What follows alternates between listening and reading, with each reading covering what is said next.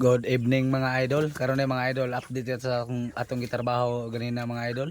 Dama mao ni idol oh. Usa pud nato kaadlaw nato ning gibuhat idol kay luoy kay atong ganina atong manok kay nabasa atong mga manok mga idol. Mga idol oh. Mao ni ato ang nabuhat ganiya. Og diapod diri mga idol oh. Na mga idol bag-o nato ni. Itaora nato mga nipa idol. Kay para po sila makakuan sila og mga kuan ba mga bugnaw ba na mga idol oh. 23 days pa mga idol na mao na kadagkuon mga idol oh. 1 kilo na kapin mga idol.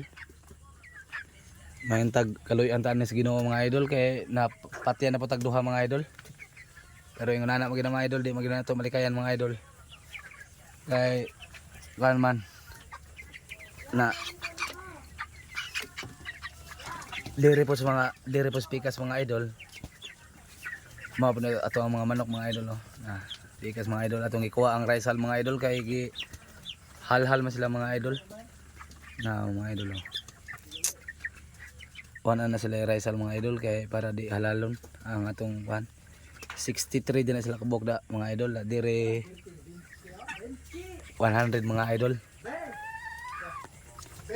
Na ato tong gihangir itong dapita mga idol kay to mga na mga idol hapa ra kayo idol na atong ipalubo mga idol kay para kuan ba di siya bitaw mo to mga idol mga idol.